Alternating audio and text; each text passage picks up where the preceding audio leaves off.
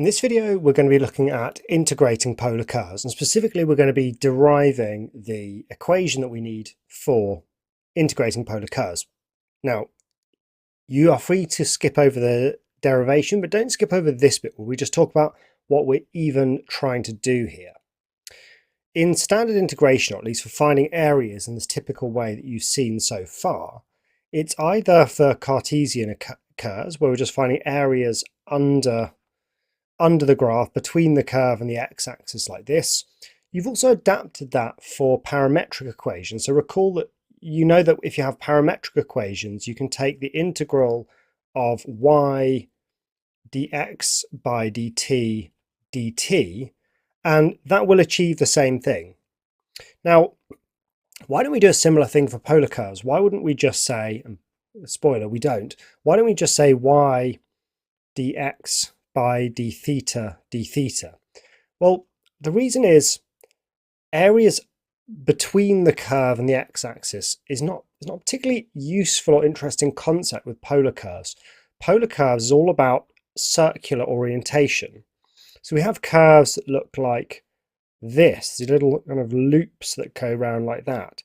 The sort of thing we'd like to be able to do is find the area within this here, not really just a little region under like that. That's a strange thing to want to work out in this case. So what we really want is a way to find the area contained within the loops generated by polar curves. Now, here's the spoiler, here's the result. So if you're just interested in the result is half of the integral of r squared with respect to theta. Now, if you're not interested at all in the derivation, you can skip ahead to the next video, but I hope you'll stay with me while we explore why this is true. Okay, you're still here? Great. First, we're going to have to just think, how did we even come up with the standard formula that we knew? By formula, I mean that the integral of y with respect to x, why does that even give area? Well, we begin by saying, imagine that I wanted to increase the area under the curve by a small amount. For instance, suppose I wanted to increase the area up to and including this point here. Well, there are two rough approximations I could do. I could just extend the block straight out like this, or I could extend the block out up to here like that. Now, obviously, I could use something better like a straight line here, but here are two rough and ready approximations. That is, either the change in area could be seen as this block here, or as this taller rectangle here. Now, suppose I took a change in x, and here's my old y value. And we'd call this little piece here a change in y. So what could I say? I could say that my change in area, well, if I include just this rectangle here, that's less than the overall change in area. The change in area is what I'm trying to work out. So the change in area, delta A, must be greater than or equal to this block here. And what is that? That is change in x times y. But it must be smaller than this large rectangle. Basically, we've got an overestimate and an underestimate. And that large one is a base of change in x and a height of y plus a change in y. Now, if I divide through by my delta x, I get that y is less than or equal to delta A divided by delta x, which is less than or equal to y plus delta y. So the change in the area, the thing I'm trying to work out, divided by a change in x, must be at least y, but no more than y plus delta y. Well, now I can say, well, what does this look like? This looks basically like dA by dx. And in fact, if we consider the limit as delta x tends towards 0, that is what it is. So if I take the limit as delta x tends to 0 of this whole expression, y less than or equal to delta A over delta x less than or equal to y plus delta y, what do I get? Well, y is unaffected by this, so that's just y. Now, by definition, the limit as delta x tends to 0 of delta a over delta x is dA by dx, the derivative of a with respect to x. Now, how about this? How does y change as x changes? If the change in x were to be infinitesimally small, well, clearly the change in y would also be infinitesimally small. So as dx tends to 0, dy tends to 0. So delta x tends to 0, delta y tends to 0. And what I get is this result here, where dA by dx must be greater than or equal to y, and also less than or equal to y. And that implies that y is dA by dx. So if y is the derivative of the area with respect to x, well, that must mean that the area is the integral of y with respect to x, because integration is simply initially just defined to be the opposite of differentiation. It's what's called an antiderivative.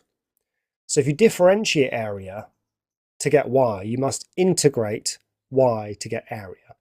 So this is a proof that integration, that is the opposite of differentiation, gives you area for just standard Cartesian graphs. Let's adapt this in a really sneaky way to polar curves.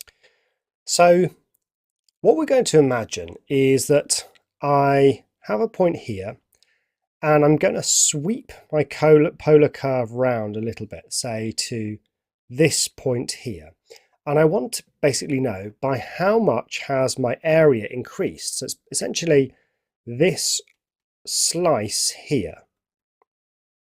So that's how much area I've sort of created. And we're going to use a similar idea of a lower bound on the approximation, upper bound on the approximation. Let's just zoom in on that region. Okay, so my change in area, which is really this slice going all the way up to my curve and all the way back. Well, let's just define a few points. Here's the R value that I currently have. And here's a change in theta, so that's delta theta. And this is R here, and then here's a change in R. There is a delta R here.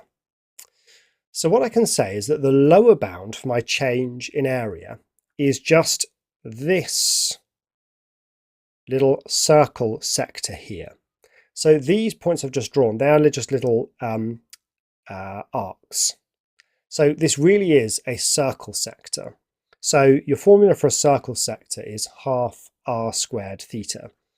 So the area of the lower bound, this slice here up to this bit, is half r squared theta, which is delta theta.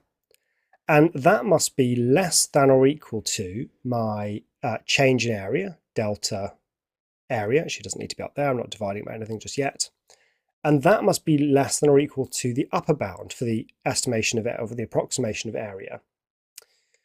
Now what is that? That's another circle sector just with a slightly longer radius.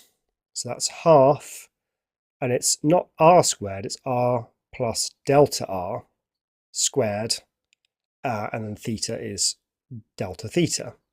So I use my similar trick of dividing through by delta theta. So half r squared is less than or equal to delta a divided by delta theta, which is less than or equal to half of r plus delta r, and the delta theta is gone. And now we can take the limit of this. The limit as delta theta tends towards 0. And what is that? Well, half r squared is unchanged. By definition, the limit of delta a divided by delta theta as delta theta tends towards 0 is dA by d theta. dA by d theta.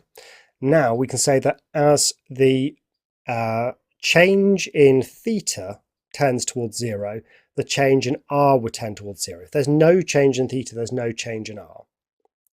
So this is just the same as, oh, I forgot my squared, it's there, is the same as half r squared. We get the same thing. It's called like a sandwich result, where you get something sandwiched between two, or something called sandwich or squeezed. It's a squeeze function where you get this dA by d theta is squeezed between two things which end up being the same. And if it's got to be greater than or equal to half r squared theta and less than or equal to half r squared theta, it is indeed r squared theta. So the change in area with respect to theta is half r squared. And therefore, if you differentiate the area with respect to theta and you get half r squared, it must mean that the area is the antiderivative of that, or the integral of that. So that's half times the integral of r squared with respect to theta. So there's a derivation of the result. Now, I appreciate that is quite advanced stuff, but I think it's fascinating to see where these come from. It's a little bit of a kind of nod towards university level maths if you're ever going in that direction. Now that we've established that, we are simply going to use that in the next few videos. So see you there.